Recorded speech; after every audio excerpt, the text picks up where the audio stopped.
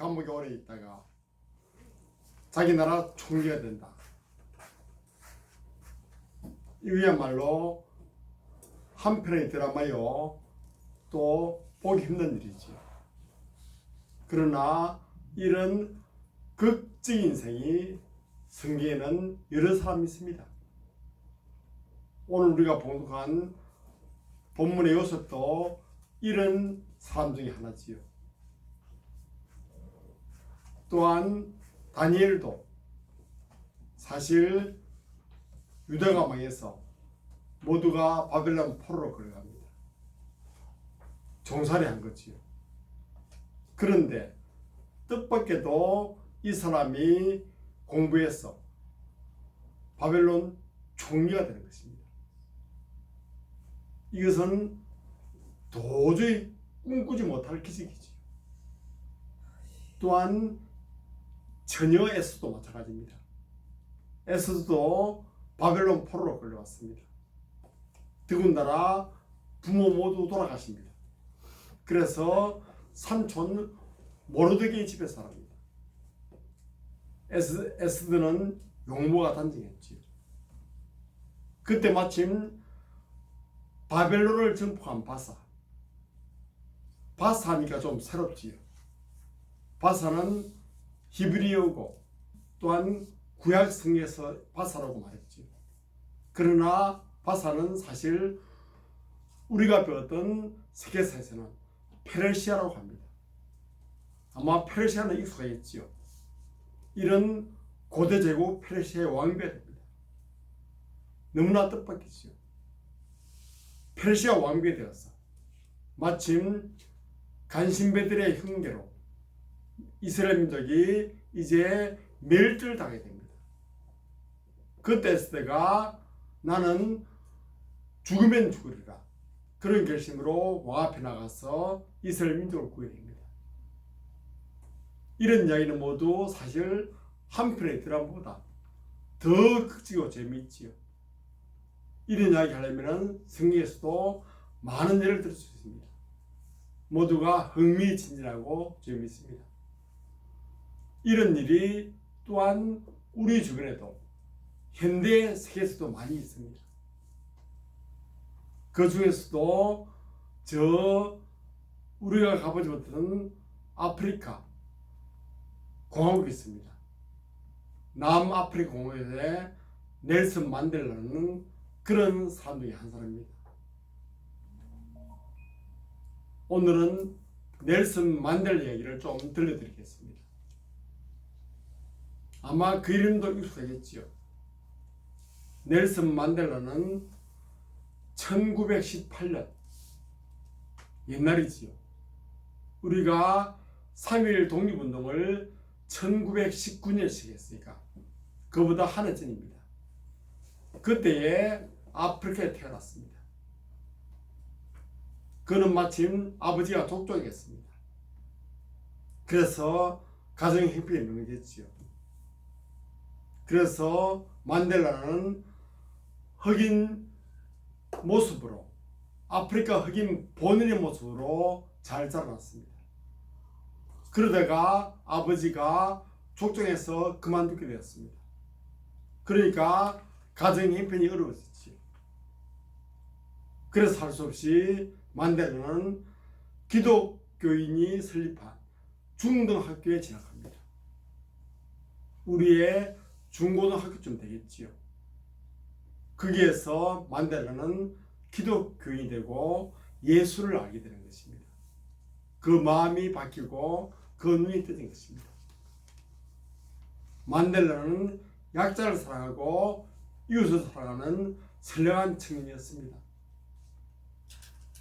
그래서 그는 1942년에 대학에 진학합니다. 그 대학에서 법률을 전공하지요. 그래서 법률 학사가 되어서 졸업합니다. 그리고는 아프리카에서는 흑인 최초로 변호사 사무실을 개업했습니다. 대단한 선거자이고 많이 공부한 사람이었지. 그래서 그 당시 흑인들의 어려운 일을 여기저기 도와주는 것입니다. 아마 1940년대의 아프리카, 여러분은 꿈도 꾸지 못할 것입니다. 어떤 나라일까? 무슨 모습일까?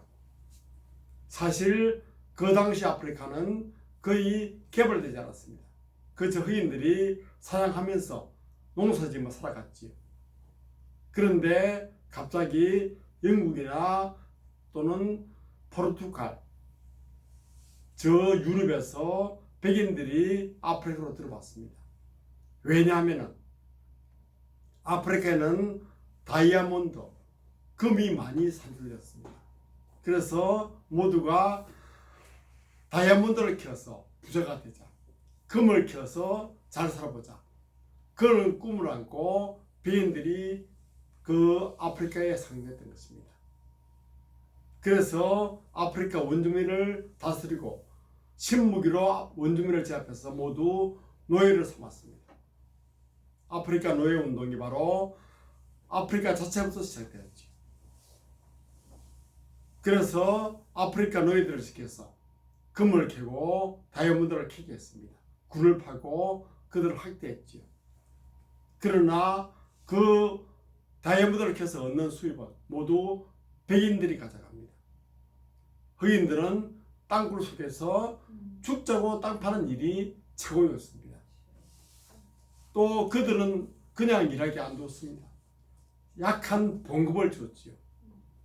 그 봉급은 같은 일을 해도, 같은 땅을 봐도 백인들의 10분의 1 정도밖에 안 됐습니다. 가령 하루 종일 땅굴 속에 일합니다. 흑인은 겨우 1만 원 받죠. 백인은 10만 원 받습니다. 그런 식으로 흑인들을 호소했습니다. 학교에서도 학교를 세우고 그들을 공부를 시키지만 흑인들에게는 너희들은 백인들을 위해서 봉사하는 사람들이다. 일하는 방식이 이렇다고 노예 운동을 가르쳤습니다. 노예 일만 가르칩니다. 다른 공부, 역사, 과학, 수학 안 가르쳤죠. 그저 운동한 일 잘하는 방식만 가르칩니다. 그래서 흑인들을 모두 억압했죠.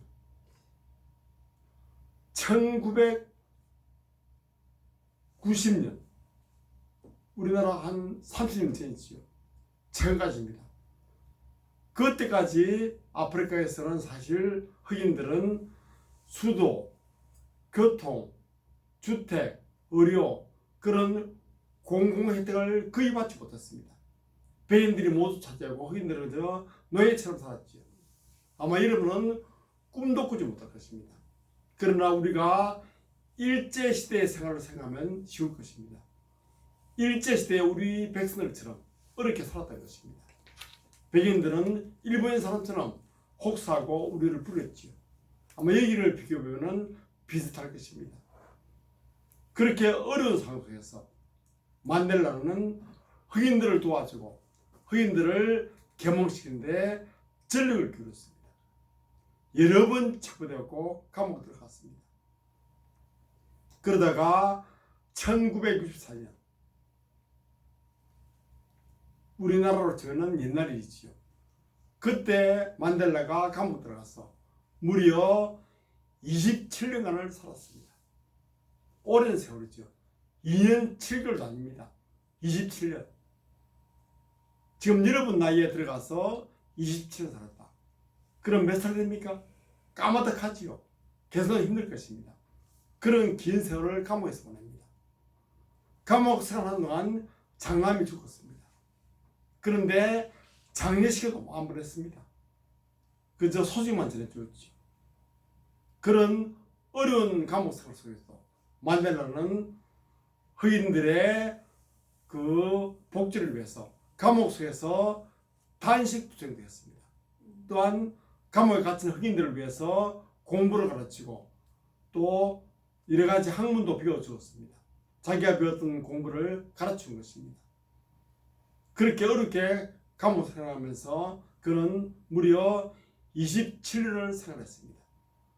그러다가 마침내 1990년에 감옥에서 나왔습니다.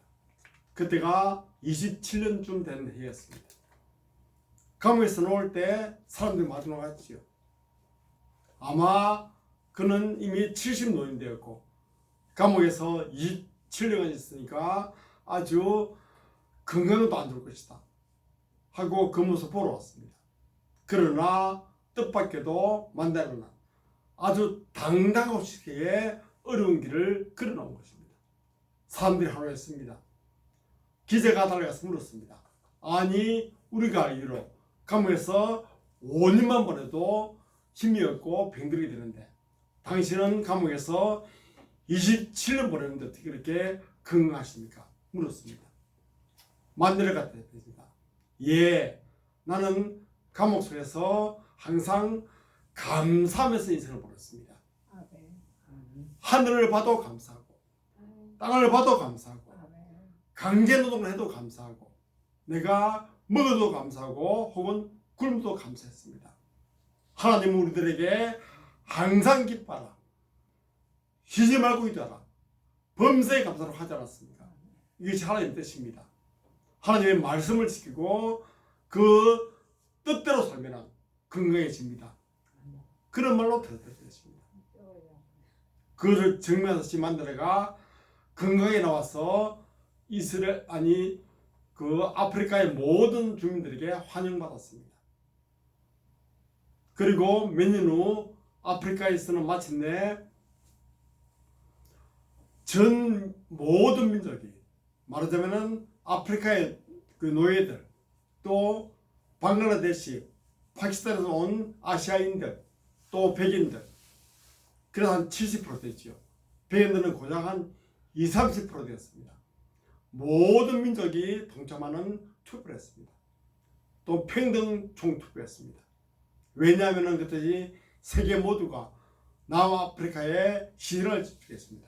그리고 그때 살았던 흑인들을 위해서 인권이 필요하다.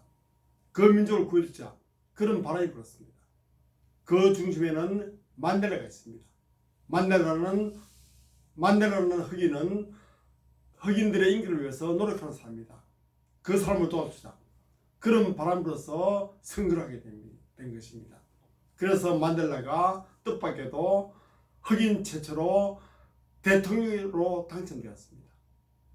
또한 세계에서는 그에게 노벨 평상을 주었습니다.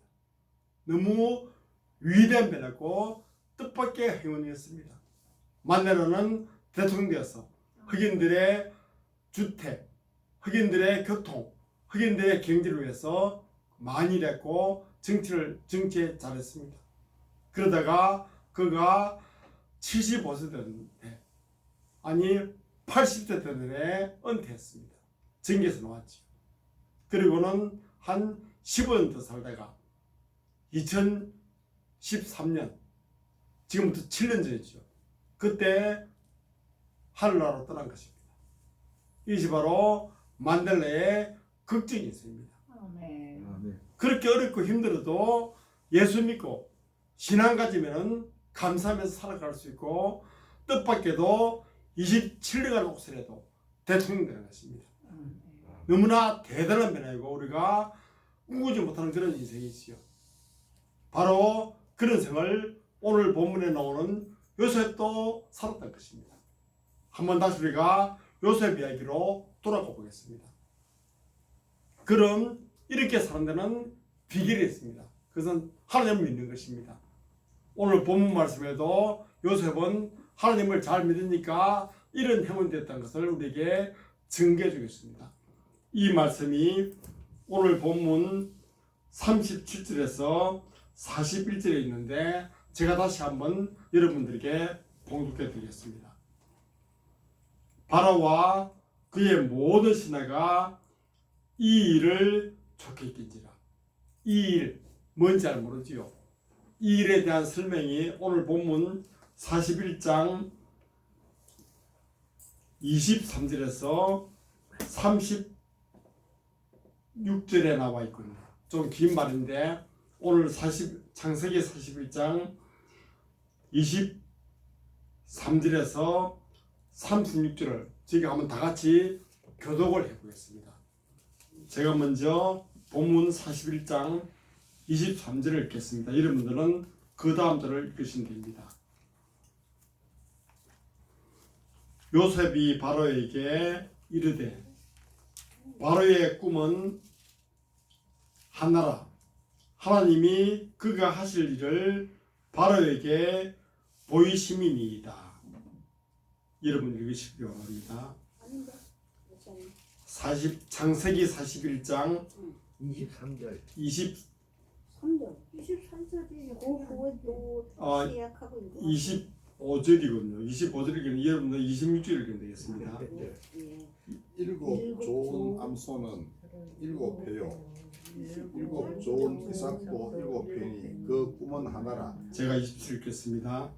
그 후에 올라온 파리하고 흉한 일곱 소는 7년이요 동풍에 말라 속이 빈 일곱 이삭도 일곱 해 흉년이니 내가 바로에게 이르기를 하나님이 그가 하신 일을 바로에게 보이신다 하는 것이라 이것이라. 온 애굽 땅에 일곱 해 큰 풍년이 있겠고 후에 일곱 해 흉년이 흉년이 되고 들고 애굽 땅에 있던 흉년을 다 잊어버리게 되고 이 땅이 그 기근으로 망하리니. 후에 든 그 흉년이 너무 심함으로 이전 풍년은 이 땅에서 기억하지 못하게 되리이다. 바로께서 꿈을 두 번 겹쳐 보신 것은 하나님이 이를 정하셨음이시라. 하나님의 속에 행하시느니라. 이제 바로께서는 명철하고 지혜 있는 사람을 택하여 애굽 땅을 다스리게 하시고 바로께서는 이같이 행하사 나라 안에 감독관을 두어 그 일곱 해 풍년의 애굽 땅의 오므리를 거두되 그들로 장철 풍년의 모든 곡물을 거두고 그 곡물을 바로의 손에 돌려 양식을 위하여 각 성읍에 쌓아두게 하소서. 이와 같이 그 곡물을 이 땅에 저장하여 애굽 땅에 임할 일곱 해 흉년에 대비하시면 땅이 흉년으로 말미암아 망하지 아니하리이다. 아멘. 바로와 신하가 이 일을 좋게 여겼다. 이 꿈 해석을 좋게 여겼다. 그 말이지요. 그래서 바로가 말합니다. 이같이 하나님의 영에 감동된 사람을 우리가 어찌 찾을 수 있으리요? 또 요셉에게 말합니다. 하나님이 이것을 내게 보이셨으므로 너와 같이 명철하고 지혜 있는 자가 없도다. 그래서 너를 종류로 삼노라. 그런 것입니다. 그러니까 요셉은 하나님의 영에 감동된 사람입니다. 그래서 명철과 지혜가 뛰어난 사람이지요. 이런 사람이 없으니까 너는 애굽 종류가 된다. 그런 말입니다. 하나님의 영에 감동되었다. 하나님은 영이시죠. 이 말은 하나님께 감동되었다. 그 말은 우리가 하나님을 믿는다. 그 말과 같은 말입니다. 하나님을 경외한다. 이 말과 다르지 않는 말입니다. 여러 가지 말이 있지만은 하나님을 잘 믿는다. 이 말로 하나님의 감동되었다. 이런 말로 표현할 수 있는 것입니다. 하나님을 잘 믿으면 비록 감옥 들어갔다가 종살이 했더라도 그 사람은 총리가 되는 것입니다. 그런 위대한 미래가 바로 믿음에서 나오는 것입니다. 여러분도 살아갈 때 아마 어렵고 힘든 일을 겪을 수 있습니다. 때로 감옥 들어가거나 총살할 때도 있겠지요. 그러나 하나님을 잘 믿으면 여러분도 총리의 직분을 담당할 수 있는 것입니다. 뜻밖에도 이런 행운이 찾아올 수 있는 것입니다. 앞으로 여러분들이 비록 어려운 일을 당하거나 힘들어도 하나님을 잘 믿음으로 혹시 여러분들에게 총리의 직분을 주도 일을 감당하는 그런 능력을 받으시기를 바랍니다. 아멘. 기도하겠습니다.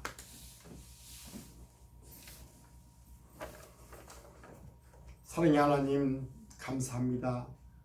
저희들이 살아갈 때 때로 종살이하거나 감옥생활하는 어려움 당할 때가 있지만 저희의 믿음이 괜찮고 그런 어려움 속에서도 오직 하나님만 바라보고 하나님만 믿는 그런 믿음을 저희들에게 허락하여 주옵소서.